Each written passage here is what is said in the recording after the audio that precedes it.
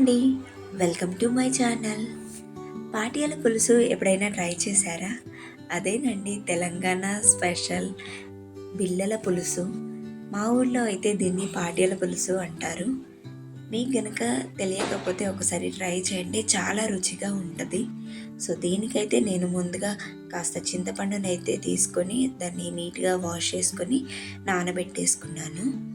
అలాగే నేను ఒక మీడియం సైజ్ టమాటా, ఆనియన్, 4 గ్రీన్ చిల్లీ తీసుకొని కట్ చేసి పెట్టుకున్నాను. ఒక చిన్న బౌల్లో శనగపిండి తీసేసుకొని దీన్ని ఇలా జల్లించుకున్నాను. ఇందులో ఏదైనా డస్ట్ ఉంటే కూడా అది పోతుంది. సో ఇలా జల్లించుకున్న పిండిలో కాస్త పసుపు, ఉప్పు, కారం, ధనియా పౌడర్ వేసి మంచిగా మిక్స్ చేసుకోవాలి. ఇలా మిక్స్ చేసుకున్న దాన్ని కొన్ని కొన్ని వాటర్ వేసుకుంటూ మనము చపాతీ పిండిలాగా మిక్స్ చేసుకోవాలి. ఒకటేసారి వాటర్ వేయడం వల్ల ఏంటంటే పిండి లూజ్గా అవుతుంది. సో అందుకోసమని చూసుకుంటూ కొంచెం కొంచెం వాటర్ వేస్తూ చపాతీ ముద్దలా తయారు చేసుకోవాలి.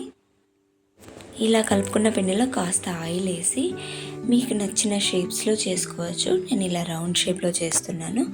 ఇలా షేప్స్లో చేసుకొని పక్కన పెట్టుకోవాలి. దీనికైతే మనం ఒక మసాలా అయితే రెడీ చేసుకోవాలి. 1 స్పూన్ ధనియాలు, ఒక 2-3 లవంగాలు, కొంచెం దాల్చిన చెక్క, కొంచెం ఎండు కొబ్బరి, కొన్ని మెంతులు వేసేసుకొని వీటిని రోస్ట్ చేసేసుకోవాలి. అలాగే మనం కట్ చేసుకున్న దాంట్లోనే కాస్త ఆనియన్ తీసుకొని ఇలా ఆయిల్లో ఫ్రై చేసుకొని తీసి పక్కన పెట్టుకోవాలి.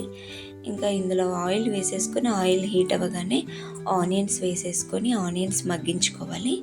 ఇలా మగ్గిన వాటిలోనే గ్రీన్ చిల్లీ, కరివేపాకు వేసి కాస్త ఫ్రై చేసుకొని అల్లం వెల్లుల్లి పేస్ట్ కూడా వేసేసుకోవాలి.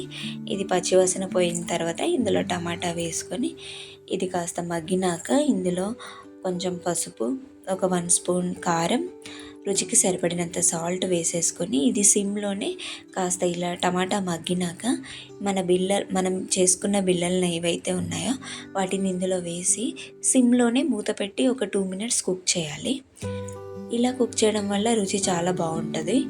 2 మినిట్స్ తర్వాత మూత తీసేసుకొని నెక్స్ట్ కూడా టర్న్ చేసి ఒక 2 మినిట్స్ అయితే మనం ఇలా ఫ్రై చేసుకోవాలి.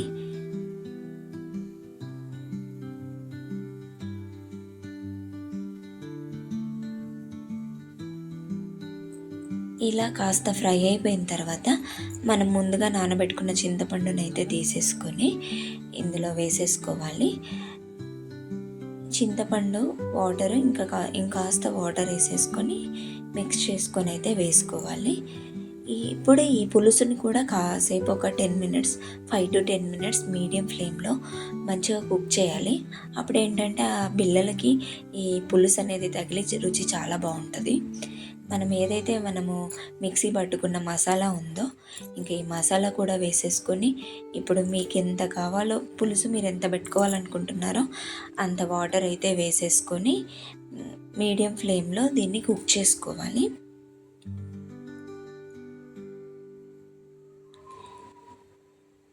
ఇలా ఒక 5 మినిట్స్ తర్వాత మూత తీసి ఇందులో కాస్త ధనియా పౌడర్ వేసేసి ఒక 2 మినిట్స్ కుక్ చేసుకుంటే సరిపోద్ది. ఇంకా బిళ్ళల పులుసు రెడీ అయిపోయినట్టే.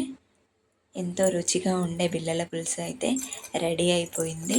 మీకు కావాలనుకుంటే ఇంకా కొంచెం పులుసు కూడా పెట్టుకోవచ్చు. సో నేను ఇలా కాస్త చిక్కగానే చేసుకున్నాను. మీకు కనుక నచ్చినట్లయితే ప్లీజ్ సబ్స్క్రైబ్ మై ఛానల్.